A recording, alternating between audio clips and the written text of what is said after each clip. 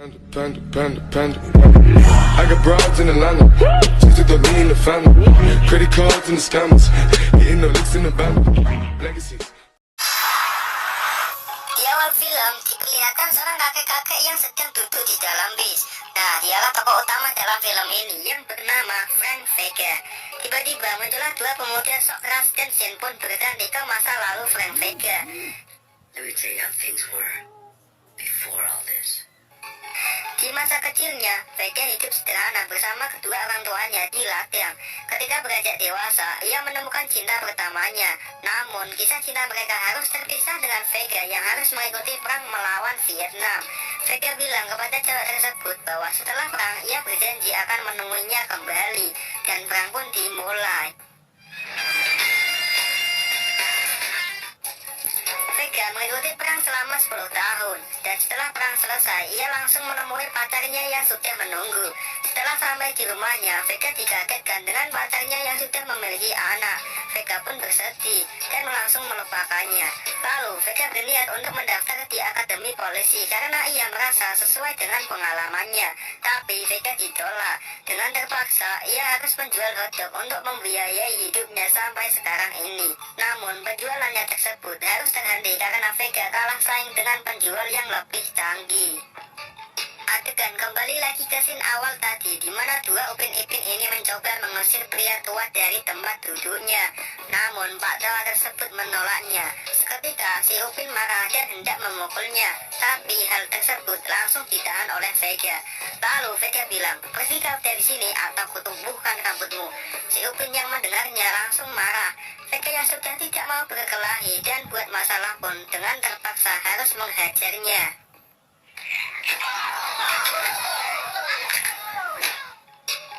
Ternyata perkelahian tersebut direkam lalu disebarkan ke YouTube dan masuk trending yang membuat Vega terkenal.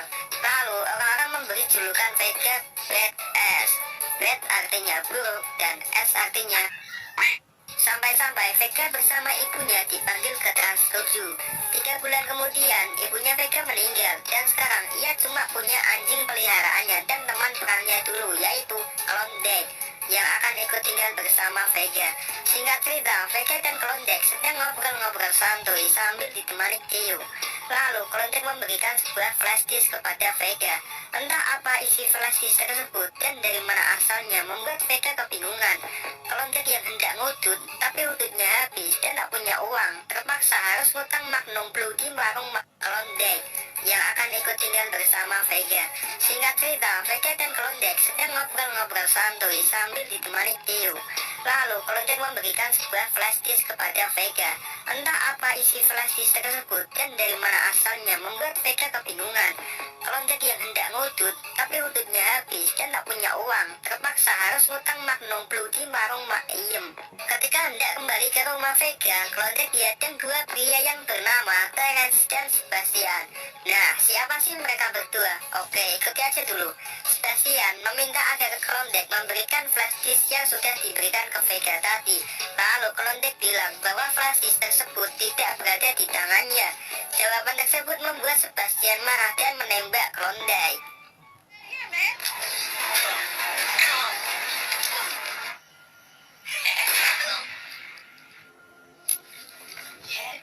Setelah Klondike tertembak, mereka berdua pun kabur.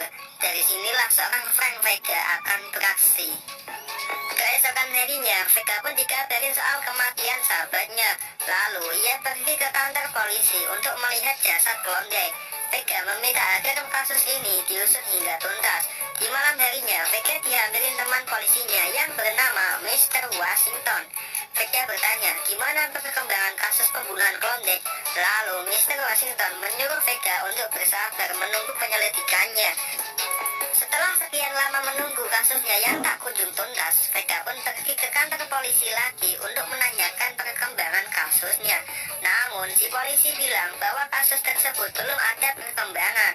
Di sana, Vega juga sempat melihat beberapa polisi yang seharusnya bekerja, tapi malah bermain bekel nggak jelas.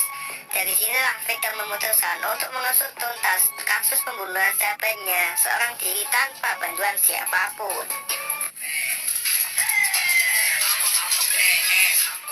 Pertama-tama, Vega Vega pergi ke TKP di mana Klondike dibunuh. Lalu ia menganalisa adegan pembunuhan tersebut.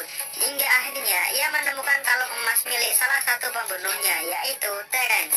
Di kalung tersebut terdapat foto perempuan di mana itu adalah istri dari Terence. Vega yang tidak mengetahui perempuan di kalung tersebut menanyakan kepada seseorang. Nampaknya orang tersebut mengetahuinya dan ia menunjukkan rumah pemilik kalung tersebut. Sesampainya di sana, Vega memberikan kalung tersebut kepada istrinya Terence. Lalu Vega bertanya, "Di mana suamimu?"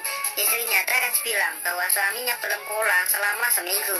Dan ia juga bilang bahwa suaminya, yaitu Terence, suka bermain basket di lapangan basket dekat taman. Sontak Vega pun langsung menuju lapangan basket tersebut. Di sana, Vega bertanya soal keberadaan Terence kepada sekumpulan pria basket. Namun, mereka semua hanya menertawakan Vega. Dengan amat terpaksa, Vega pun harus melakukannya dengan cara kasar.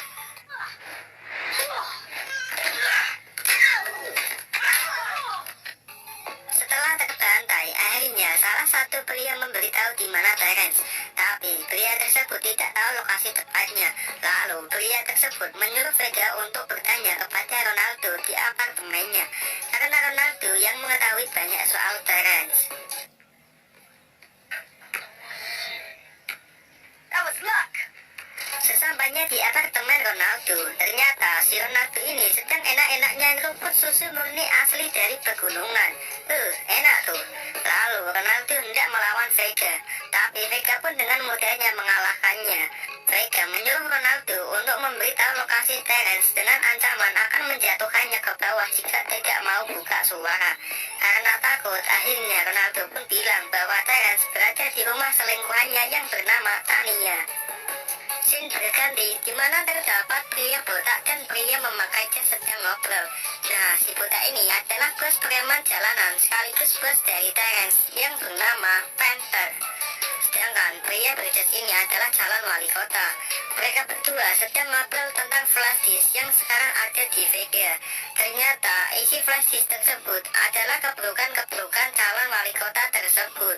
Lalu calon wali kota itu menyuruh Panther untuk menemukan flash disk tadi sebelum pemilu berlangsung. Di sini juga terungkap fakta bahwa Klondike pernah menjadi anak buah Panther bersama Terence. Namun ia berkhianat dan mencuri flash disk tersebut. Adegan berpindah ke Vega yang meminta tolong tetangganya, yaitu seorang bocah bernama Martin, untuk membuka isi flash disk tersebut. Di dalam flash disk tersebut terdapat nama Panther yang membuat Vega bingung. Siapa si Panther? Akan ku cari kau. Di malam hari, Vega sedang membuntuti Tania yang baru pulang kerja. Setelah sampai di rumah Tania, Vega bingung mau masuk ke rumahnya lewat bagian mana. Dan tiba-tiba, This is my girlfriend. holy shit! Ternyata orang tersebut merupakan tetangga Tania yang mengira Vega akan mencuri. Setelah orang itu mengetahui kalau itu badass, ia justru memberitahu Vega bahwa Tania tidak pernah mengunci pintu belakang. Seketika Vega pun masuk lewat belakang. Oh shit! How do you wanna die, motherfucker? Di sini Vega menginterogasi Terence agar mau bicara siapa dalang dari semua ini. Tapi Terence tidak mau mengatakannya. Lalu Vega memasukkan tangan Terence ke lubang penghancur sampah. Anjir, ini lo liatnya tuh. Setelah mengalami kesakitan, akhirnya Terence pun bilang bahwa ia disuruh oleh Panther. Ia juga memberitahu bahwa Panther berada di suatu tempat bernama Bergamon Lodge. Keesokan paginya, ketika Vega sedang berjalan, ia mendengar tetangganya yang sedang bertengkar, di mana mereka adalah orang tua dari si Martin. Lalu Vega mencoba melerai, tapi si ayah Martin tidak terima. Lalu ayahnya Martin pun pergi meninggalkan istrinya. Sebagai ucapan terima kasih, ibunya Martin yang bernama Jenny mengajak Vega untuk makan bersama di belakang rumahnya. Namun Vega pamit pulang terlebih dahulu untuk mandi. Setelah selesai mandi, ia pun langsung menuju rumah Jenny. Ketika sedang makan masakan dari Jenny, ia teringat dengan masakan ibunya. Lalu mereka berdua pun ngops-ngopsan dan akhirnya mati bohong.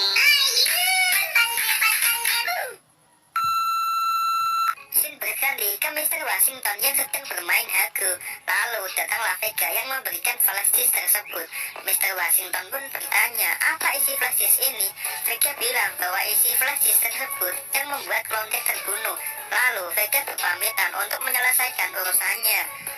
Setelah itu, ia pergi ke Bergamot Love untuk menemui Panther. Sesampainya di dalam, ia langsung disambut Panther yang sudah menunggunya. Lalu, Panther meminta Vega untuk menyerahkan flash disk tersebut. Oh yeah, I stuck that up your ass! Setelah Vega dilumpuhkan, ia diikat di kursi dan terdapat sengatan listrik di dadanya. Panther pun memaksa Vega untuk memberitahu di mana flash disk tersebut. Tapi Vega enggan menjawabnya. Hal tersebut membuat Panther marah dan menyuruh anak buahnya untuk memaksimalkan sengatan listrik. Lalu Panther mengambil dompet Vega. Dari situ, Panther mengetahui bahwa Vega mempunyai pacar yaitu Jenny. Sontak, Panther pun akan pergi menemui Jenny untuk dijadikan tawanan juga. Singkat cerita, Vega berhasil lepas dari ikatannya. Lalu, ia langsung melempar korek api ke beberapa trim minyak yang mengakibatkan ledakan.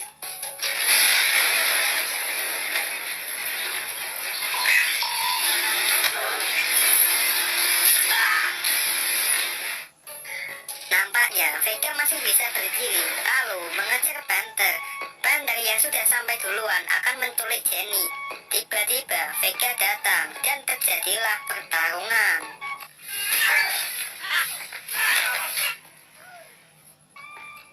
Vega yang sudah terpojok dibantu oleh Jenny. Lalu, Vega pun membalikan keadaan. Dan akhirnya, Panther pun bisa dikalahkan, cuy. Somebody said, Amberland. Di akhir film, Vega diangkat sebagai kepala kepolisian karena berkat jasa-jasanya dalam memberantas kejahatan dan membongkar keburukan calon wali kota. Lalu, Vega, Jenny, dan Martin hidup bahagia.